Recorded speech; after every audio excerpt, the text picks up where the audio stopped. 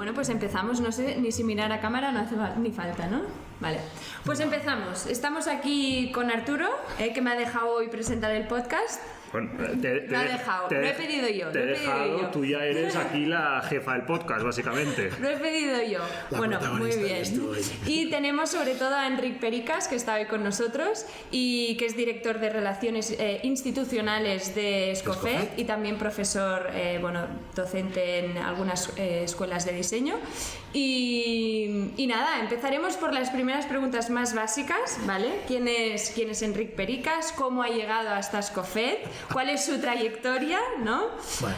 Si quieres empezar... Bueno, yo de hecho, yo soy arquitecto, me formé en la ETSAP, después me especialicé en paisajismo y trabajé muchos años en el Ayuntamiento de Barcelona, en la dirección de Servei d'Elements Urbans y de proyectos urbanos, y allí, digamos, de alguna manera me fui introduciendo en el diseño industrial sin quererlo, o sea, porque todos los elementos urbanos que la ciudad iba de alguna manera pues consumiendo se iban catalogando, pero algunos no existían, con lo cual nos pusimos también a diseñarlo nosotros, quizá al principio desde una cierta ingenuidad, pero viendo que funcionaba, pues fuimos construyendo un catálogo de elementos urbanos que de hecho ha sido el que al final ha dado, digamos, la identidad de la ciudad de Barcelona y que más se ha exportado incluso el método, digamos, de cómo hacer la ciudad a partir de la construcción de los elementos urbanos, ¿no? Los bordillos, las aceras, todo ese mundo que empieza desde la parte más básica hasta los elementos ya construidos como los kioscos, los elementos, digamos, del paisaje de Barcelona. Ya desde el ayuntamiento tuve contactos con Escofet porque yo diseñé elementos urbanos desde el ayuntamiento que Escofet acabó produciendo y editando, y eso fue mi vínculo hasta que hubo un momento en que de una forma natural Emili Ferrer Escofet, director general de Escofet y además amigo, me pidió pues mi colaboración y entonces sí nos pusimos a trabajar juntos, y yo creo que fue un proyecto fascinante porque bueno, fue con mano a mano con Emilio levantar, digamos, lo que ha sido la línea de elementos urbanos de inmobiliario urbano de Escofet, que ahora de hecho es la división principal de la compañía.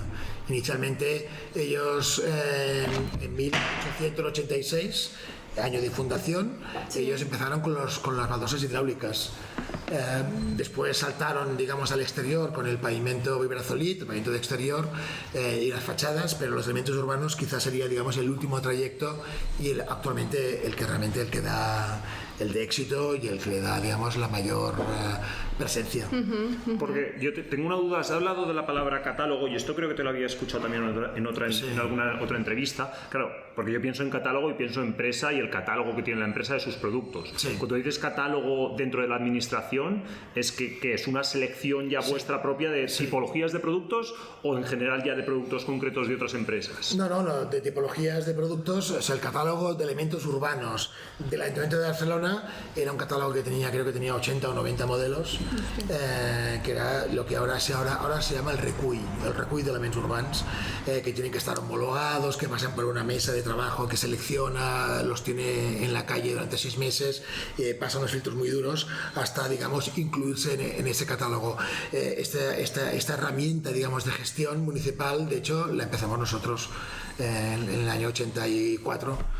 En Barcelona, en el ayuntamiento, sí hay un catálogo y aún existe. Lo que pasa es que lo que ahora es mucho más reducido, pero no creas, va creciendo y va incorporando productos de empresas, porque ellos, así como nosotros sí que diseñábamos productos y éramos autoconsumidores, de los cuales los acababan fabricando empresas externas, pero éramos nosotros los diseñadores. Claro, de un equipo de diseño. Exacto. En la misma administración. Sí, liderado en este caso por mí. Bueno, esto lo inició Màrius Quintana, arquitecto que estuvo en el cargo antes que yo, y estuve más años, pero de hecho el que creó, digamos, toda esta organización fue Màrius Quintana. Vale. Y yo heredé, digamos, ese oficio, ¿no?, de él, esa manera de hacer. Ese catálogo pues ha sido incluso utilizado por ciudades de la próximas a Barcelona, digamos, como elemento de referencia. Pero bueno, eso es el Ayuntamiento de Barcelona. Ahora estamos en Escofet. Y una pregunta, para la gente que no lo sabe, que hay mucha gente que nos escucha de Latinoamérica y tal, ¿cómo definirías Escofet ahora mismo? En este momento. En este momento, sí. Bueno, pues es una empresa que edita y fabrica elementos urbanos, prioritariamente digamos en hormigón.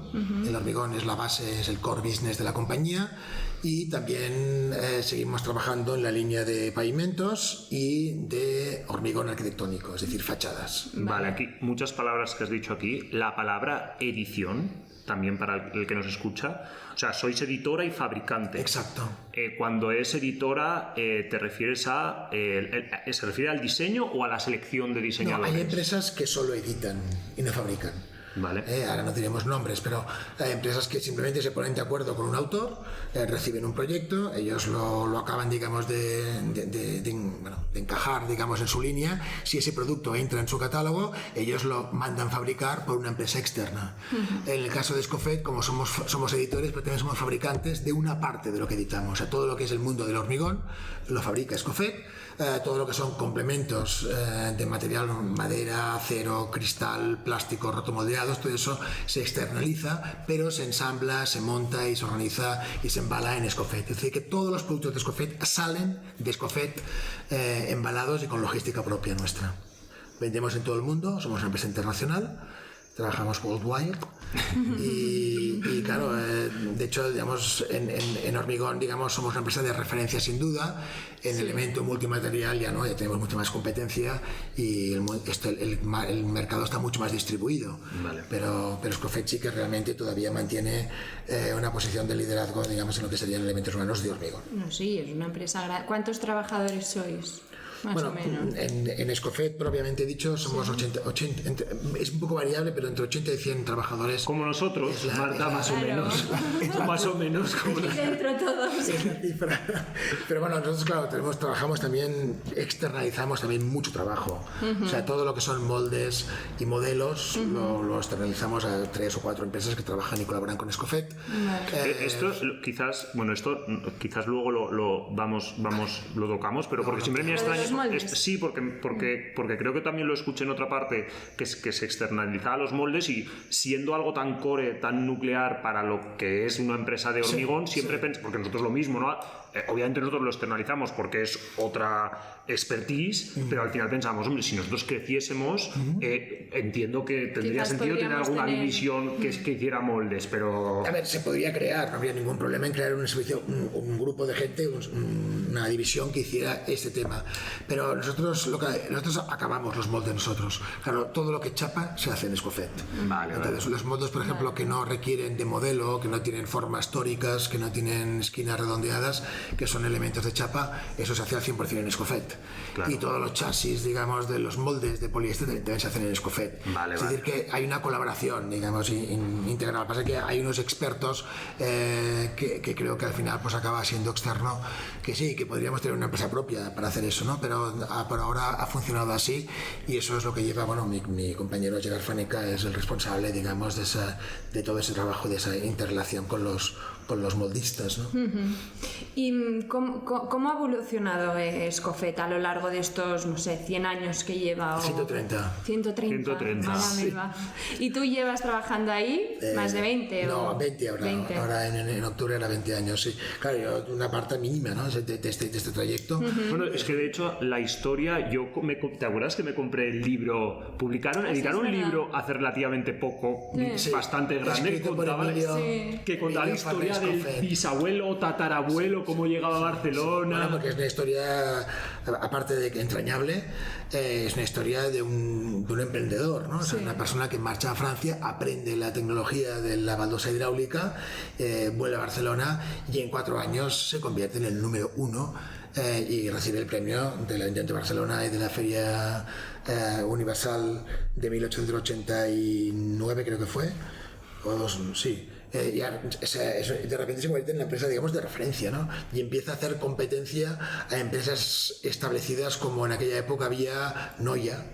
No sé si la conocéis. Noya es una empresa que fabricaba teselas de aquellas de 5x5, 4x4, 3x2, que hacían mosaicos tipo romano, y que todas las casas burguesas, digamos, utilizaban esos pavimentos, ¿no? Entonces llega el pavimento hidráulico y bueno, entonces es el boom, ¿no? Es el boom de Barcelona, es cuando las murallas pues desaparecen y donde hay el ensanche, y digamos llega el modernismo. Los burgueses, coincide que hay la expansión de Barcelona con el modernismo y que hay, digamos, pues el llano de Barcelona se llena de los palacios palacios de los burgueses, ¿no? Pero no solo los burgueses ricos, sino que también la gente sencilla en sus casas se coloca el pavimento hidráulico, aunque más simple y menos costoso, pero se convierte, digamos, en un estándar, ¿no?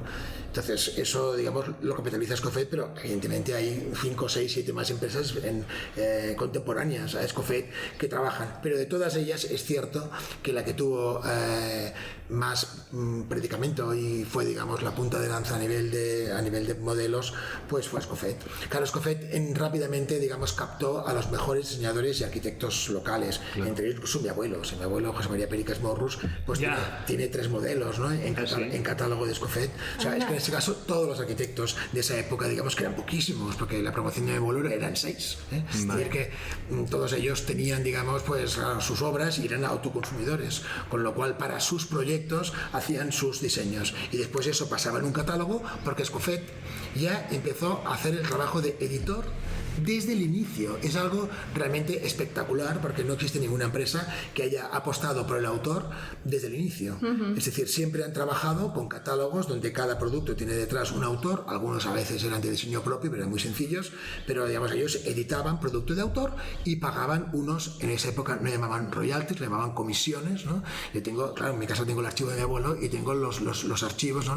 las facturas que semestralmente recibía de sus comisiones, de las ventas de sus pavimentos, que otros arquitectos o otros mestres d'obras utilizaban para hacer las casas de Les Ancles. Sí, no, o sea, claro, porque bueno, además ahora hablando también, acabo de acordarme que tuvimos en el podcast también a Albert Martí, de Mosaics Martí, que su abuelo abrió taller porque trabajó en... De hecho, usan las máquinas de su abuelo. Claro. Las trepas y las prensas siguen siendo vigentes. Claro. Entonces, aquí hay 2 temas que, bueno, primero, que empieza, como me dices, entonces baldosa hidráulica es lo fundamental. Ya no entra... No, es que nace de esta manera, haciendo baldosa hidráulica. Y al final, lo que has dicho también, como muy interesante, que ya empieza capitalizando la marca Escofet, a través de los diseños de, en ese momento, arquitectos supongo famosos. Edita unos catálogos maravillosos. En el 1900 sacan el álbum número 6,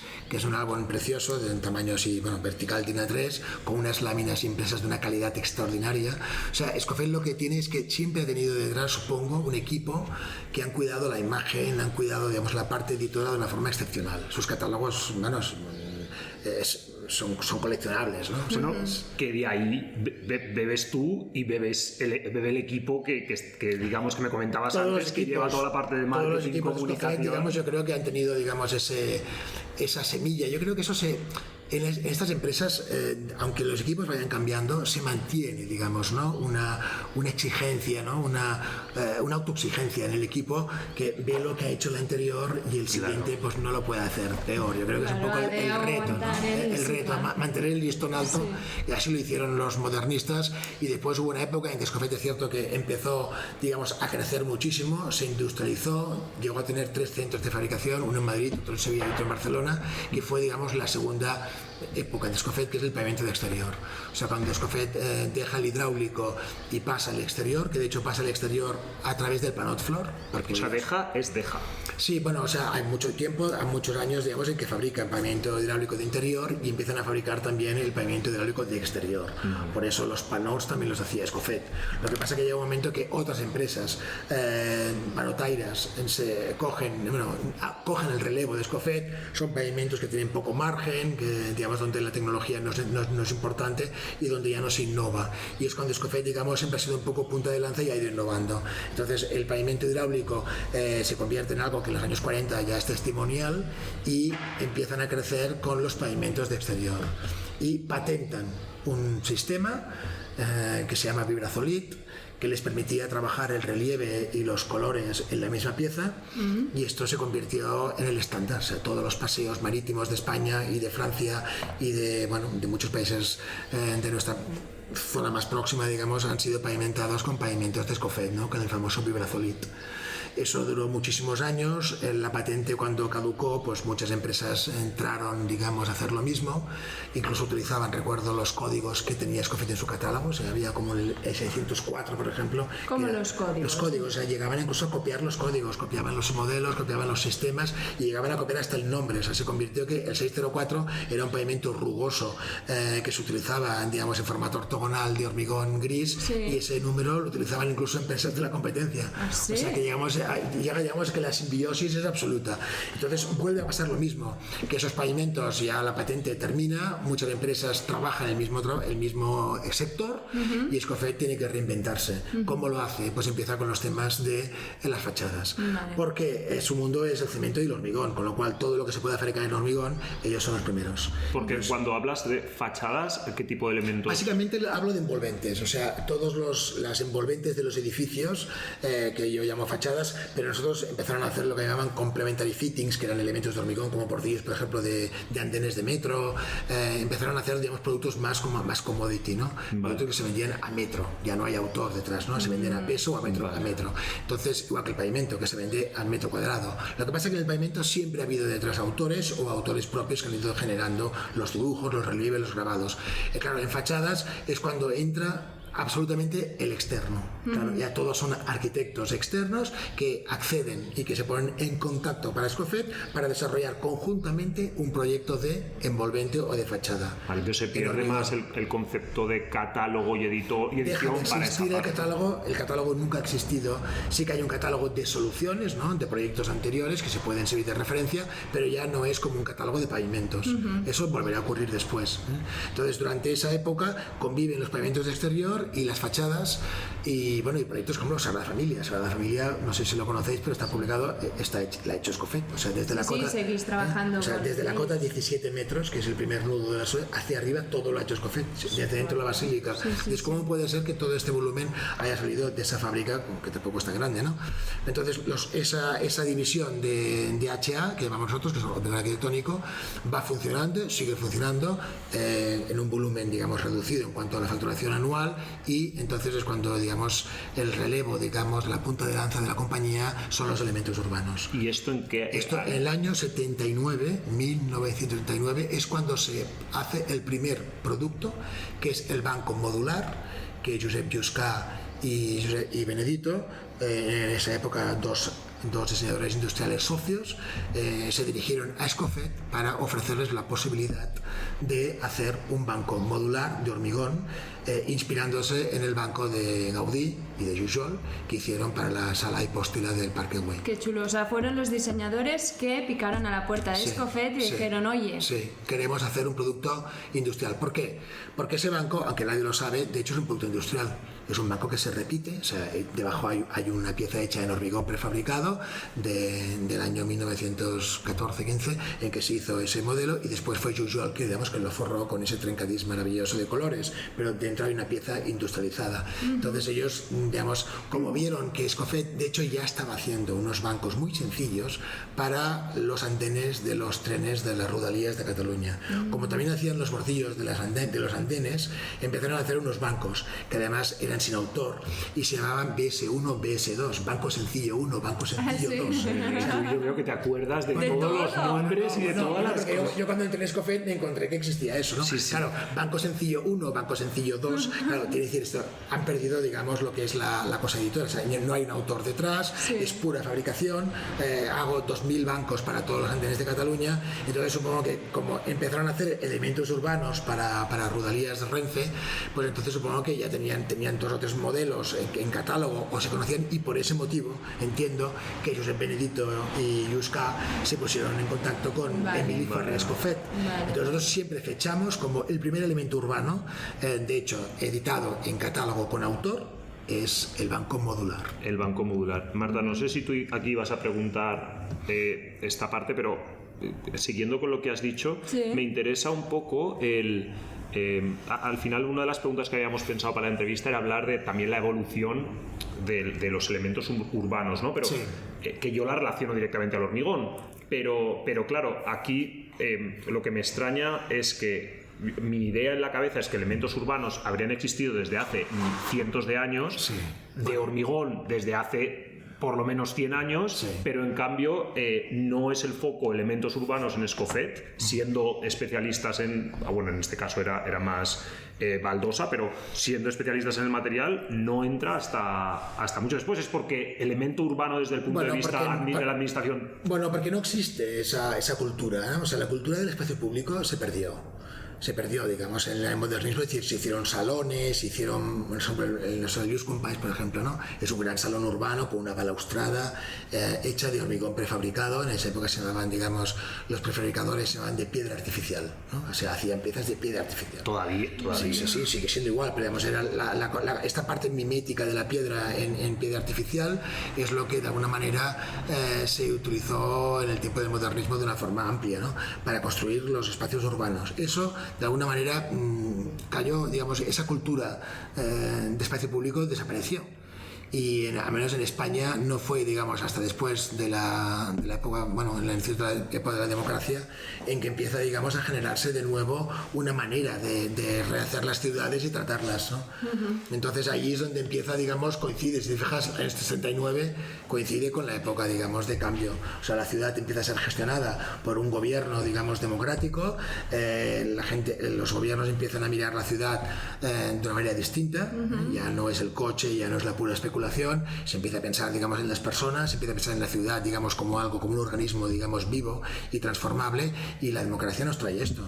Porque si nos vamos un poco atrás y pensamos en la Barcelona de principios del siglo XX, ¿encontramos elementos prefabricados de hormigón en Paseo de Gracia? No.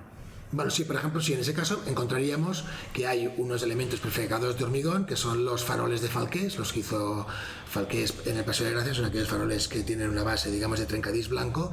Claro, la base esa está prefabricada, es de hormigón prefabricado en un molde.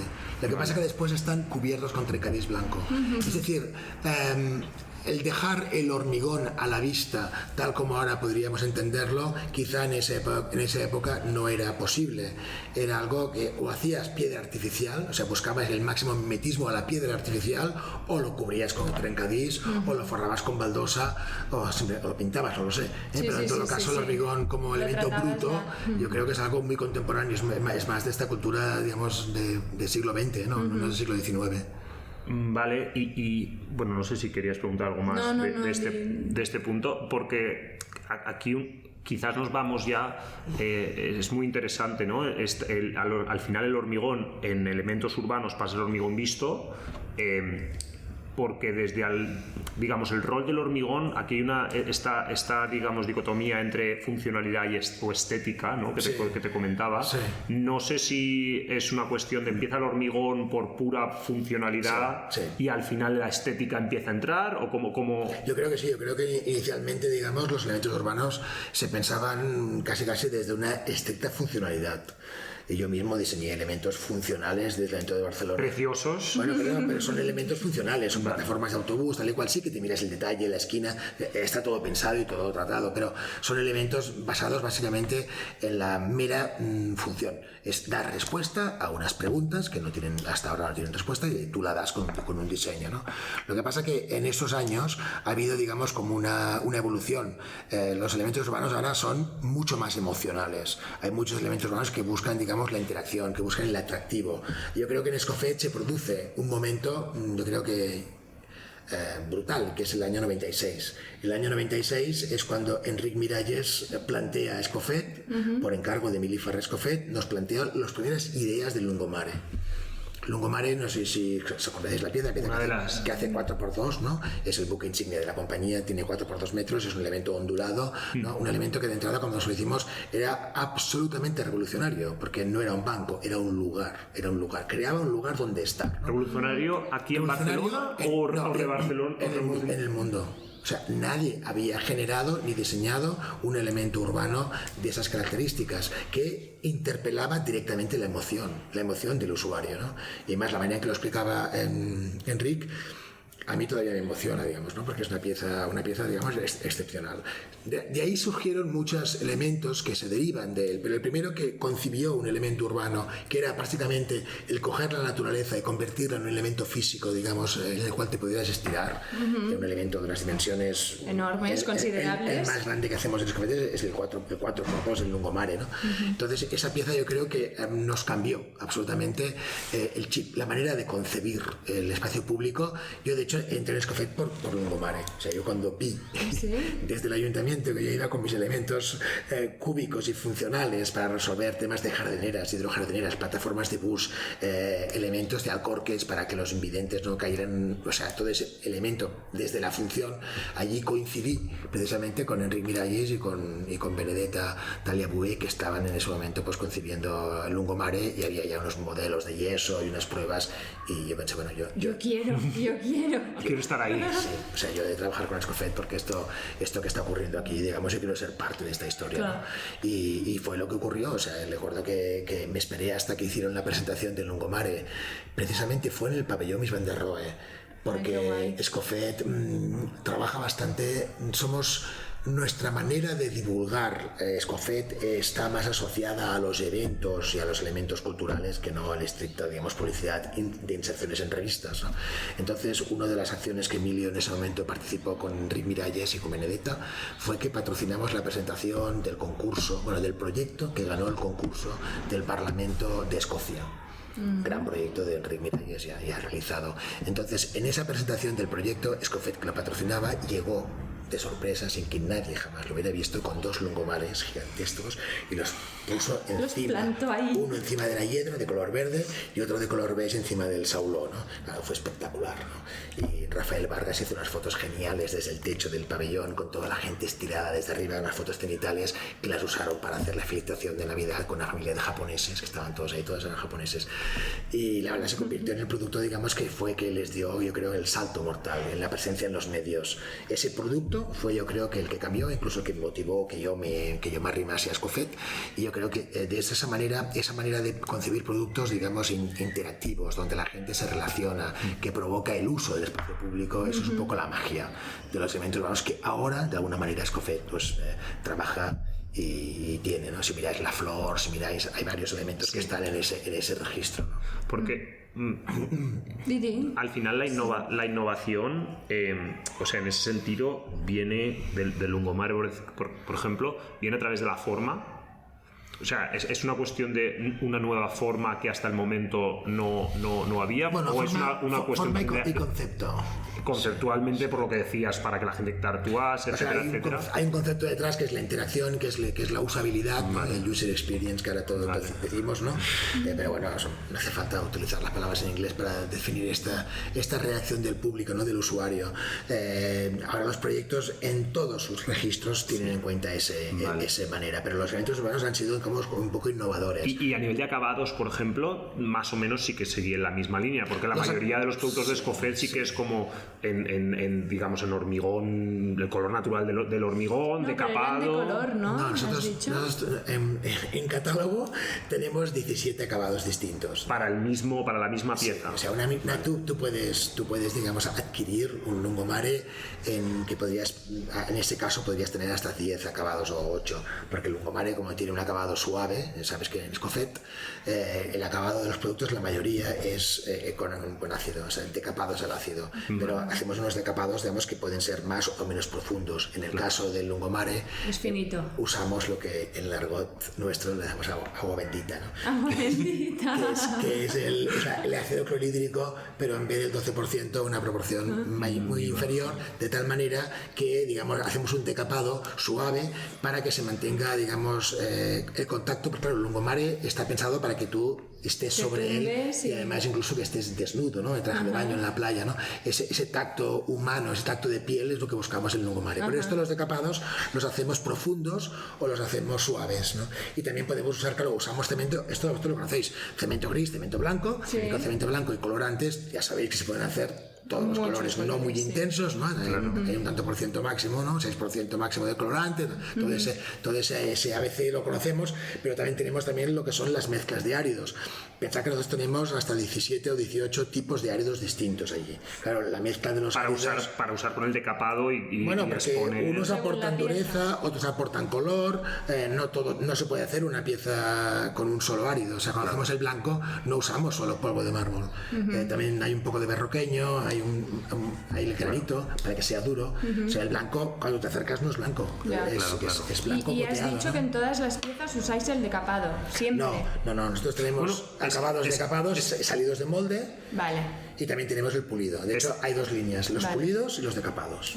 Es que, de hecho, a mí me extraña también, que a lo mejor es una cuestión de una copia del mismo Escofet, pero me extraña que en casi todos los elementos urbanos de hormigón que vemos, casi todos están decapados. Sí, yo ya me planteé si era una cuestión de una moda o es que directamente las administraciones públicas querían que fuese así por algún motivo. La administración no decide. Sí, es que ahí es contrario. O sea, nosotros tenemos como dos líneas, ¿no? La línea del decapado y la línea del pulido.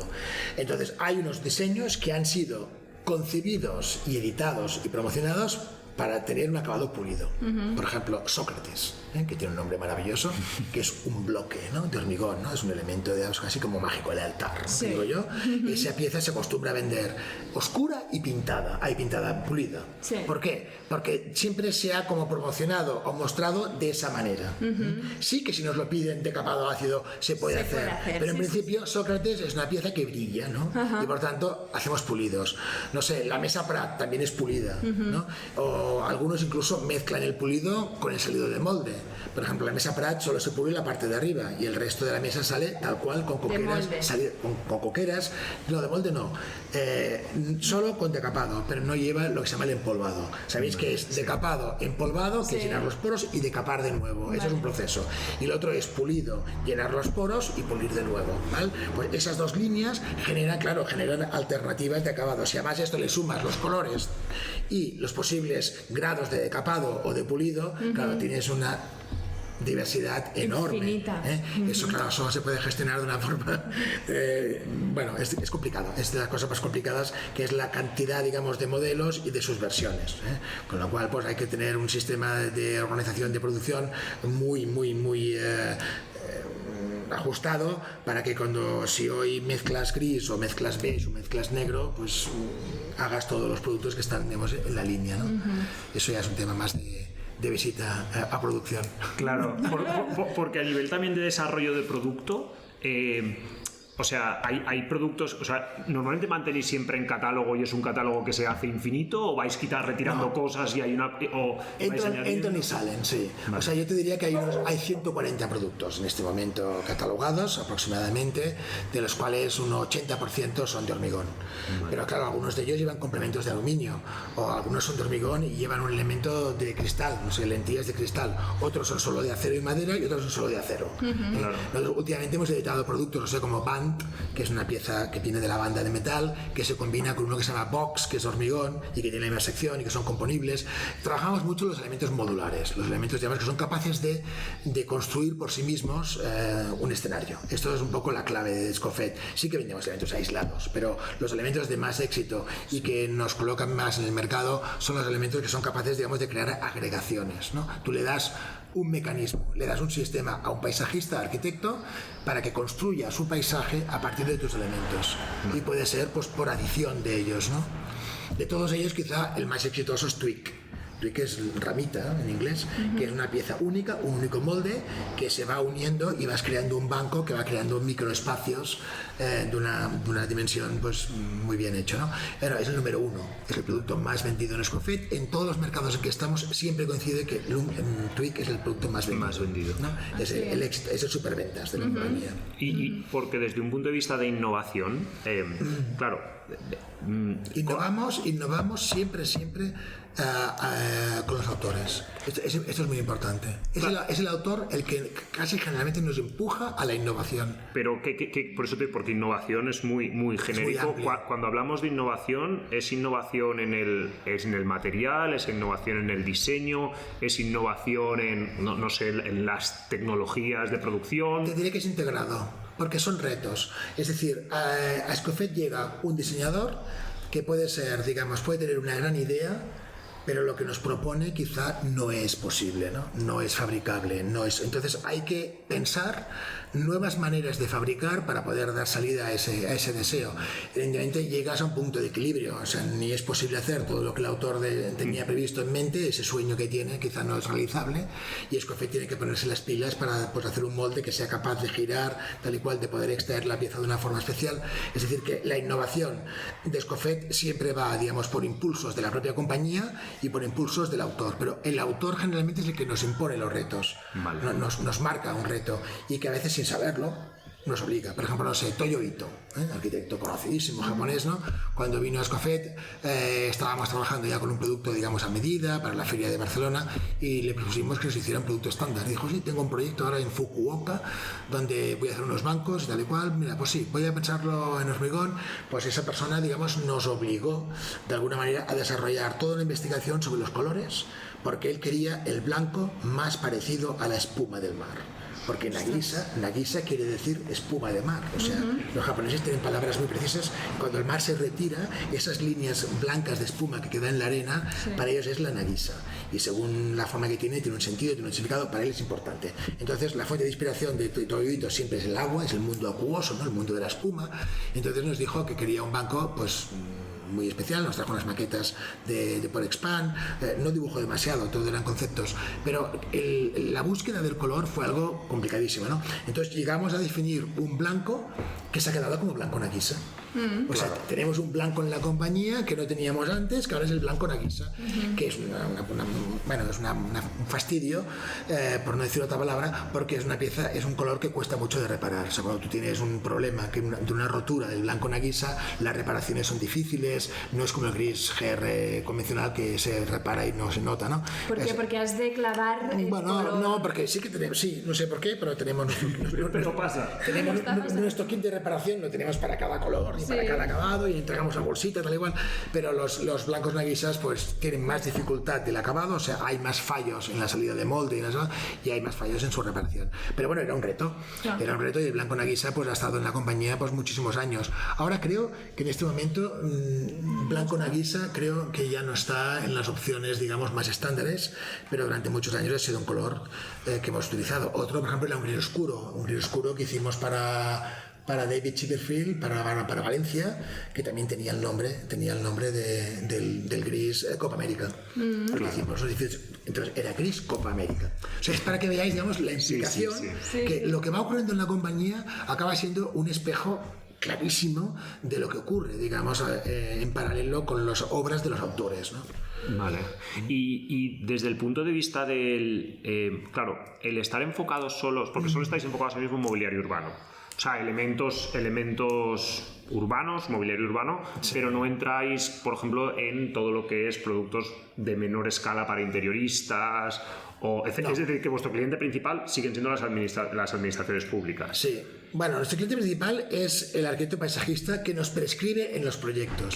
Que la administración le ha encargado. Y que la constructora nos acaba comprando. O sea, que hay como un triángulo, digamos, que funciona así. Y Escofet acaba fabricando un producto que lo compra una empresa, pero que lo ha promovido una administración porque hay un proyecto de un arquitecto previo que marca y elige ese modelo. Exacto. Y el ir por aquí es una cuestión de que siempre lo habéis hecho, me refiero a trabajar a esta escala, o porque trabajar a escalas más pequeñas es también otro tipo de negocio, otro tipo de venta, otro negocio. El retail, nosotros ahora hemos entrado en este mundo, pero con un producto que se llama la serie Air, que es de plástico rotomoldeado, pero también entramos en el mundo retail, los hoteles, los vestíbulos, los campos de golf, pero digamos productos de dimensión.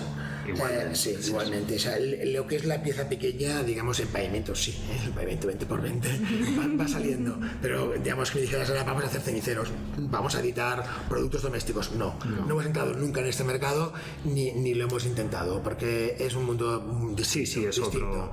Nosotros somos una industria y trabajamos con grúas que mueven 5 toneladas y con pasteras de 500 kilos. Que es otra cosa. Es otra cosa. También es cierto que funcionas con unos márgenes distintos. Una pieza que tú vendes por 1.500 euros es muy distinto si has de vender 100 de 50 euros. O sea, es un poco la proporción, ¿no? Es decir, que una industria que tiene, digamos, pues un volumen aproximadamente, creo que en este momento estamos haciendo de 50 y 60 piezas diarias. O sea, de fábrica salen de 50 a 60 piezas, que pueden ser desde una pilona de 50 centímetros, o SOP, o un lungomare. Vale. Dentro de ese rango de piezas de medio metro a 4 metros, dentro de este mundo, pensad que se hacen entre 50 y 60 diarias. Y sin que digas nombres, claro, no, sin que digas nombres a nivel de... porque, de nuevo, Escofet, entiendo que aquí en España es donde empieza, pero ahora ya la visión es internacional. Hay una competencia, o sea, quiero decir, hay actores que son muchísimo más grandes que Escofet a nivel mundial, pero por ejemplo no trabajan. O sea, quiero decir, es que no somos grandes nosotros, somos pequeños. Sois pequeños, pero especialistas en hacer... O sea, nuestra marca es muy conocida y somos worldwide, pero si miras la facturación de Escofet es pequeña. O sea, casi siempre todo el mundo se sorprende cuando nos visita, que se piensan que Escofet es una empresa gigantina, porque la repercusión de la marca es enorme, es cierto, pero lo que acabas produciendo no es tanto, ¿no? Entonces eso es así, digamos, y Escofet no ha crecido, no ha superado, digamos, lo que es sus propias instalaciones. Vale. Sí que da trabajo hacer fuera, pero no fabricamos nada fuera de España, fuera de Martorell, todo se fabrica aquí. Ahora sí que fabricamos en México, porque tenemos un socio en que mitad de Escofet, mitad del socio, pues ya somos fabricantes y editores en México, pero solo en México y para el producto solo para México, o sea, en México solo se fabrica en México. Y en cambio desde Martorell, desde Cataluña, digamos, se vende para todo el mundo. Pero es una empresa pequeña, que existen, sí. Cuando yo recuerdo entrar en Escofet, prácticamente no existía ninguna empresa de ese tamaño y yo diría, digamos, en ese nicho concreto de nuestro mercado. Yo recuerdo que no teníamos que hacer prácticamente acciones de marketing, o sea, nos venían a comprar. Vale. Existías, sí, literalmente. Recuerdo que yo me ponía muy nervioso porque yo llevaba la dirección comercial de Escofet al principio cuando entré y claro, teníamos representantes, no sé, el que estaba en Galicia, pues que no hacía nada, simplemente esperaba que le cayeran los encargos. Y le caían. O sea, ella sabía, aquella chica que tenía allá, te llevaba 3 marcas y sabía que o vendía esta o vendía la otra, pero todo pasaba por sus manos, con lo cual ella abría la mano y le caían los... Me han caído 4. Sí, me han caído 4 y peor todavía. Muchos llegaban a nuestro campamento, pero nosotros informábamos a esa persona, oye, que hay un proyecto en Galicia que quieren 4. Vale, ya me pongo en contacto con ellos. Claro, porque se ponían en contacto con nosotros. Pero entonces, claro, como teníamos un contrato de exclusividad de distribuidor, pues cada representante, distribuidor o agente comercial tenía su territorio, con lo cual, aunque no supiesen ni les llegase a ellos, eso nosotros lo respetábamos, ¿no? Después es cierto que había un seguimiento de parte de ellos, de llegar las piezas, de seguir, o sea, existe la red, ¿no? Pero digamos, en ese momento no hacía falta trabajar en el marketing prácticamente. En cambio ahora no, ahora hay empresas como Lab 23 o no sé, o Metalco, que había sido nuestro representante y que nos copió todo y aprendió y ahora lo hace él. O sea, esto ocurre, ¿no? Esto es así, hay que decirlo, si pasa se dice. Así, o sea, bueno, pero está bien porque sois buenos, la gente os copia, pero se han de reinventar. Y ahora lo hacen. Claro, entonces ¿qué pasa? Que ahora empieza a ver si es cierto, ahora tenemos competencia, hemos de mirar mucho el tema de precio, hemos de luchar con precio porque ya hay competencia, una competencia además de empresas que lo hacen muy bien. Pero luchas con precio, o sea, vosotros seguís editando mucho. Sí, pero ellos también saben trabajar con autores, o sea, han aprendido el sistema. O sea, eso de trabajar con un autor y de sacar cada año 3, 4 productos nuevos, de mantener un catálogo, digamos, un poco en línea con lo que está ocurriendo en el mundo del arte y en el mundo del diseño, pues esto ya lo hacen otras empresas. Y algunas con equipos, bueno, con grupos inversores muy importantes detrás, que no les importa invertir en moldes de una forma sistemática y con lo cual pueden asumir riesgos incluso mayores que los de Escofet. Claro. Es cierto que Escofet ahora está en el grupo de Cementos Molins. Ahora que ha llegado el dinero para volverse loco. No, pensábamos que era así.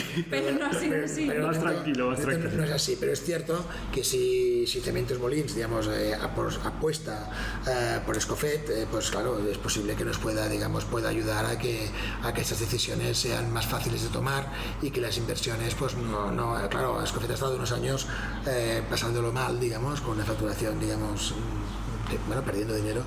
Y por esta competencia que nos contaba. Bueno, sí, y por la coyuntura. De hecho, quizá todos perdíamos dinero en ese momento, ¿no? Pero hemos pasado una época dura, las empresas, y entonces ahora estamos ya otra vez no estamos en números rojos, pero no deja de ser una empresa que tiene que mirar muchísimo sus inversiones, porque estamos en el límite aquello de entrar en pérdidas, ¿no? Entonces yo creo que es una oportunidad, o sea, el pertenecer a un grupo como Cementos Molins, donde hay gente experta y que más trabaja en el mundo del cemento, y el mundo del hormigón, y el mundo de la solesa, todo el mundo que nos rodea, digamos, que no es de autor, pero vosotros hacéis el vínculo, nos tiene que, digamos, que ayudar, ¿no? O sea, tiene que acabar, digamos, siendo una oportunidad de crecimiento y de excelencia, seguro. Porque este vínculo, o sea, al final es este mundo de prefabricados, de hormigón, de tal, que vosotros hacéis el vínculo con la parte, o sea, Escofet puede hacer el vínculo con la parte artística, digamos, o de diseño, eso a nivel macro. A nivel micro, ¿quiénes eran las personas que o sea, tú mismo eras el link de unión con arquitectos? O sea, a la hora, porque yo no sé hasta qué punto... Sí, era yo. O sea, yo buscaba personas que, o sea, o me venían, porque generalmente la parte editora o es que un arquitecto, un profesional te trae un diseño, porque ya tiene incluso un proyecto detrás, y con lo cual tienes un poco lo tienes todo cerrado, ¿no? ¿Estaban acostumbrados los diseñadores o arquitectos a diseñar pensando no en la escala de hacer una construcción, sino de o sea, no había o sea, los arquitectos paisajistas, cuando conciben sus proyectos, muchas veces, digamos, conciben también los elementos urbanos que van en ese proyecto. Entonces, como son autoconsumidores, claro, ellos tienen el proyecto, se contactan con Escofet o con otra empresa. Escofet acepta el reto de fabricar esos productos y se colocan en ese proyecto de ese arquitecto. Pero que llegue el arquitecto y da un concepto y apañados, o el arquitecto ya más o menos tiene la concepción de lo que sale. Hay todos los niveles, desde el que dices tú que trae un concepto y que te trae simplemente un dibujo muy, muy sencillo y que tiene claro de que lo empieza a trabajar en colaboración con nosotros, entonces casi que diseñamos en paralelo, pero siempre es el autor, como aquel que te lo trae prácticamente terminado y que ya tiene todo, incluso el número de piezas que va a colocar en un proyecto. Claro, cuando te llega un arquitecto paisajista con un proyecto y además te dice, y además habrá 25 bancos en este proyecto, ya lo tienes todo terminado, porque tienes el encargo, tienes el modelo, tienes ya un destino, y además vas a poder hacer fotos, acabar la obra y podrás meterlo en catálogo, incluirlo en catálogo si realmente la pieza encaja en nuestra filosofía. Muchas veces hacemos productos que no encajan. Normalmente sí, no deben encajar, no siempre, o sea, no, porque la línea de Escofet es muy concreta, o sea, no siempre. Y además hay productos que no nos gustan y que los fabricamos. Pero claro, y muchas veces, no sé, ocurre algo muy curioso, que tú, por ejemplo, no sé, trabajas con Wim Popinga, que es un arquitecto holandés, que ahora es el arquitecto capo de Ámsterdam, y hace un producto que él lo considera de land art, pero que son 10 bancos binoculares colocados en el paisaje y lo fabricamos, lo colocamos, ese proyecto se cierra en sí mismo, esos 10 modelos han costado dinero porque han pagado el molde, lo han pagado todo, es un proyecto cerrado con su margen de Escofet, y al acabar dice, bueno, oye, nos gusta mucho, ¿por qué no lo vendemos en catálogo? Y dice, no, que él te dice que es ni de coña, que eso es una obra de arte y que eso no se puede reproducir en ningún otro lugar, ¿no? Sí. Al cabo de 5 años, dada la insistencia de que como lo tenemos publicado como proyecto y la gente lo ve, que la gente se enamora y lo piden, no, que esto no se vende, que esto es una obra que publicamos, pues Wim Popinga accedió, digamos, a que entrase en catálogo y ahora se vende. Mira. Y se llama Banco Binocular, una pieza enorme que caben 3 personas dentro, que es como tiene forma de un anteojo, ¿no? De un binóculo. Sí. Y lo que he hecho es un banco que enmarca el paisaje. ¿Cómo los hizo? Porque los hizo para que la gente pudiera estar sentada dentro de un shelter, ¿no? Observando los polders donde hay un viento y una lluvia horrible, ¿no? Porque el clima es espantoso, allí siempre llueve y siempre hace viento, pues ahí podía estar dentro, viendo el paisaje, resguardado y además en compañía, ¿no? 2, 3 personas ahí dentro. Bueno, pues ese molusco de hormigón se convirtió en un producto estándar y ahora vendemos, pero no mucho, es un producto muy especial, pero es un producto que nos coloca en el mercado, o sea, nadie más en el mundo tiene un producto como ese, digamos, ¿no? Y claro, eso nos marca, enseñando binocular acabas vendiendo quizá productos más sencillos y básicos, pero claro, Escofet tiene la obligación moral y ética de lanzar cada año, cada 2 años un producto que sea realmente excepcional, independientemente de que no se vaya a vender demasiado, pero tiene que estar ahí, porque es el que tiene que marcar la pauta, y es lo que hasta ahora hemos ido haciendo. Vale. Quizá este último año no tanto, pero que ha habido otros filtros, pero creo que es lo que es la línea. Es la línea. Si no tiene productos excepcionales, pues deja de existir como empresa excepcional y con lo cual pasa a ser una más, ¿no? Y eso claro, Escofet tiene la capacidad de que los autores buscan Escofet porque quieren estar en catálogo. O sea, actualmente todavía tenemos la suerte de que es un honor estar en catálogo Escofet. y eso capta talento. Entonces yo creo que Escofet lo que tiene que hacer es sumar talento. Hombre, sumar talento. Es que esto es la suerte que tenéis además de la marca. O sea, eso la marca capta talento. Hombre, pero esto a mí, mira, me sabe mal decirlo, pero es un poco como viendo la final de la Champions y el Madrid el otro día, la camiseta hace para que la gente quiera llegar, quiera hacer, quiera estar, y vosotros, claro, ahí contáis con ese activo. Sí, claro, el brand, ya lo sabéis lo que es, el branding es muy importante, digamos. Sí. Pero claro, estábamos en un mundo en que en los orígenes, pues todos los arquitectos, todos, absolutamente todos los diseñadores buenos estaban en Escofet, porque había 25, no había más. Claro. Ahora no, ahora el mundo es muy amplio y además hay muchas empresas que compiten y algunos autores apuestan por una empresa y entonces no trabajan con otra, hay con una cierta exclusividad, o sea, no es tan fácil la gestión de captar autores. Es cierto que continuamente nos llegan propuestas de nuevos productos que la mayoría hemos de decir que no. O sea, tenéis un filtro a nivel de diseño de si no. Tenemos un comité de editor, un comité de producto, claro, que se reúne y que presenta, digamos, antes lo hacía prácticamente yo con mi compañero, pero ahora lo hacemos un poco más bien organizado, donde también está incluido el director general. Es un comité editor de producto en el que nos llegan los proyectos, los presentamos y se discute. ¿Vale la pena hacerlo? ¿No vale la pena? Solo tenemos un pedido de 3. No, este no tiene pedido, solo tiene proyecto. Claro. El que tiene con un proyecto sin ningún pedido detrás hace asumir un riesgo. Claro. Si lo hago, si el nombre... si el proyecto te gusta, o sea, si la pieza es interesante, aunque te lo traiga un diseñador que no conoce ni Dios, pero te puede dar valor, pero que crees que es un producto que tiene valor, pues yo en mi caso, pues yo decidía asumir un riesgo y lo vamos a hacer, ya está a punto. Después lo pongo en catálogo, igual tardaré 3 o 4 años en venderlo. Pero es lo que es, mira, Grasshopper, que es un ejemplo típico de Escofet. El Grasshopper es un producto hecho por Makoto Fukuda. Makoto llegó con su proyecto de mesa y banco y decidimos hacerlo. Lleva al límite las posibilidades del UHPC. O sea, es un producto que aparentemente... Por espesores y por voladizos. O sea, es una cantilever brutal, una mesa, un banco. Cuando se juntan es de 4 metros de largo, se juntan 2 mesas. Es una pieza excepcional, propia de Makoto. Makoto es el que trabajó con Enrique Miralles y Benedetta durante muchos años. Y un día dije, oye, Makoto, tú no puedes no tener un producto en Escofet, o sea, eso lo dije yo, o sea, que piensa... Se lo explicaste. No, es que tú has hecho el Lungomare, o sea, tú has hecho las 1000 maquetas del Lungomare, o sea, y además eres un diseñador y un gran arquitecto. Tú no te puedes ir de aquí sin tener un producto. Y entonces empezó a trabajar con maquetas, muy exigente, empezó a trabajar y acabamos haciendo Grasshopper. Grasshopper se puso en catálogo y tardamos 4 años en empezar a venderlo. Recuerdo que el nuevo director general se quejaba de que el producto está en 3 euros. No. Déjalo, espera. Ya eliminó algunos, quizá con algunos errores también, algunos correctamente decidido, porque no se vendían ni se venderían nunca. Pero esta había que tener paciencia, ¿no? Y ahora se vende bien, se vende muy bien además. Y es un producto excepcional, yo creo que es de los mejores de la colección, el Grasshopper. Vale. Y lo hizo Makoto Fukuda por indicación nuestra, o sea, fui yo que le dije, oye, Makoto, aparte de ser amigos, ¿por qué no hacemos un producto, no?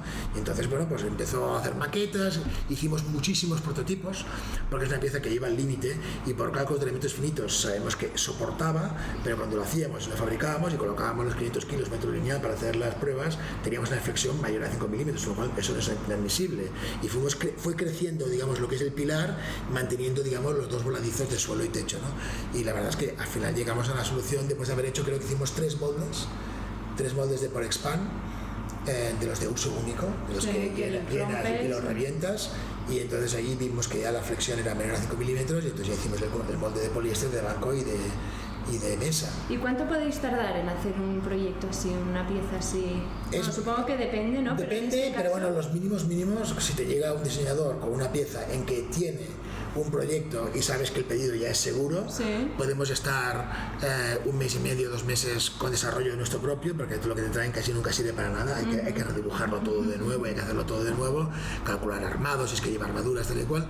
Entonces estamos 1 mes y medio más para fabricar el modelo y el molde, vale, si tiene modelo. Si no tiene modelo, vamos directo a chapa y lo hacemos en casa. Entonces lo hace el metallista, entonces puede ser más rápido incluso. 2 meses de molde y modelo. un mes de pruebas, porque, y esto ya lo sabéis, la primera pieza nunca sale bien, no sé qué, mal la cap. Se rompe, hay que no desmolda, hay mierda. Porque no sale, no sé qué, esas cosas ocurren. No nos recuerdes esta parte del proceso. Incluso nos planteamos, ¿le has puesto desmoldante? Que sí, que sí. Me lo pregunta, cada vez que se nos atasca el desmolde me dice, Arturo, ¿le has puesto desmolde? Tío, sí, siempre. Esto también nos ocurre a nosotros, a pesar de tener la experiencia que tenemos, pues claro, las piezas, aunque sean de elastómeros y que tengan flexibilidad y que tengan un buen arco de salida, hay una complicación e incluso hay que aprender a tratarlo. O sea, ahí cuando sacan la pieza, que es como ahí dicen que nace, o sea, cuando sale del molde, nace la pieza, una manera muy bonita de definir la creación de una pieza. Pues las primeras veces, digamos, tienen problemas y hay que aprender, con lo cual hay que darle un pequeño margen y entonces ya empiezas a fabricar.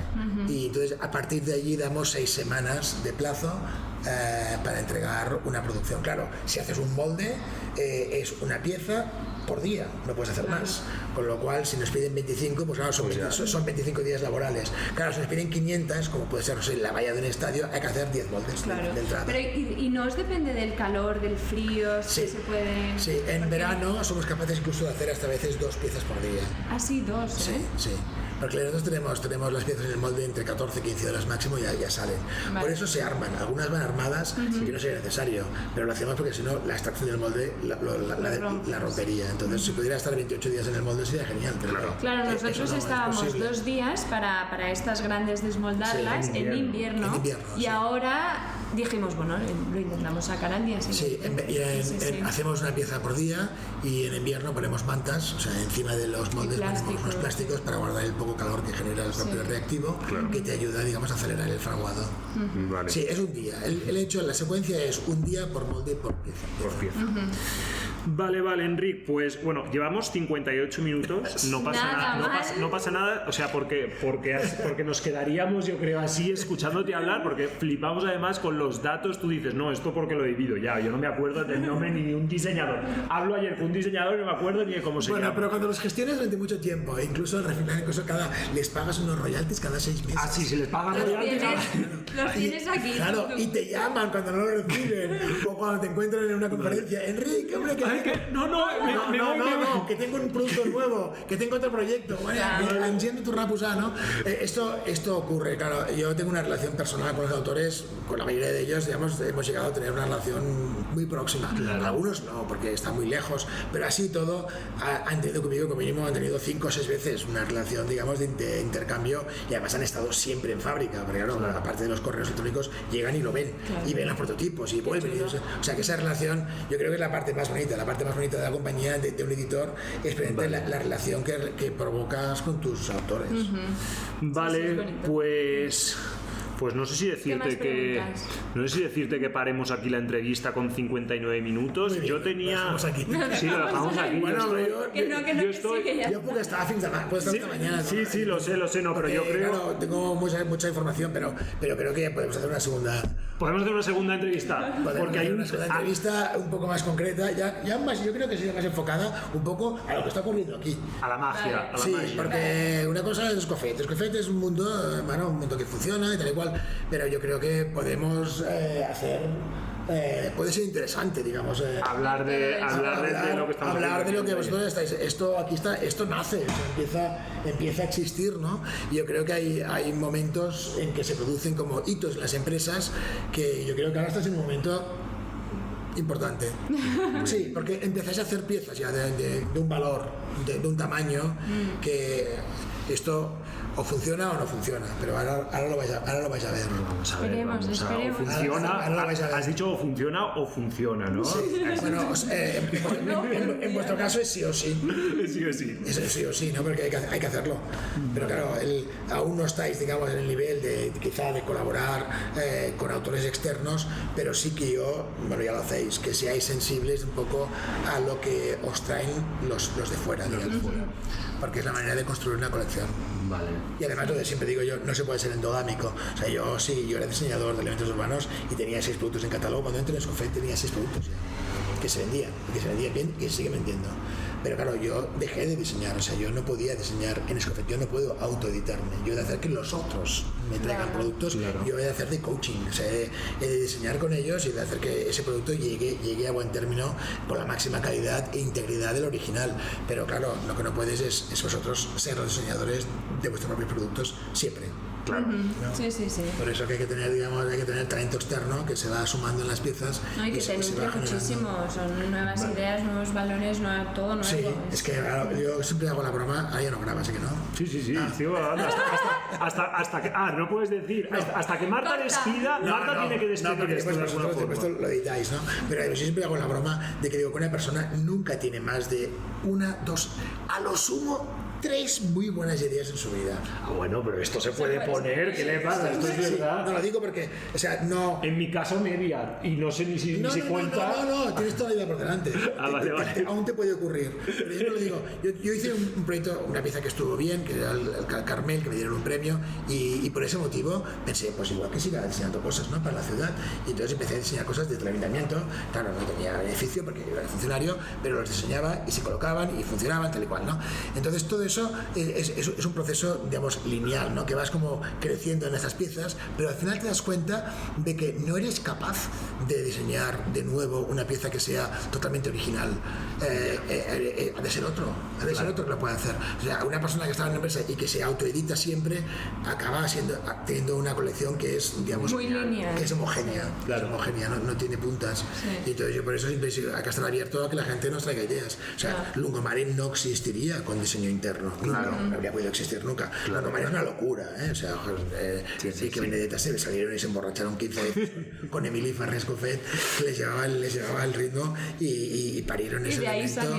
De ahí salió ese sueño materializado en hormigón. Pero eso no habría ocurrido sin el genio de esto y de Benedetta. Bueno, en ese caso eran los dos, ¿no?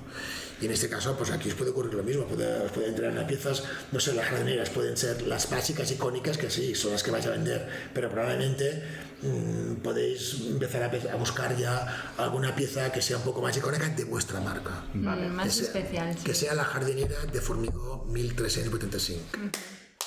Molt bé, pues ja estamos. Moltes gràcies, Enric, por venir y por venir al taller. Que ya es, bueno, que tú también estás por aquí, pero... Lo he tenido fácil porque ya estaba en la Cervalleda. Exacto, no ha sido casualidad. Nos hemos traído a Enric de Nueva York, fletado, porque traemos aquí a los mejores. Todo pagado. Bueno, pues nada. Muchas gracias.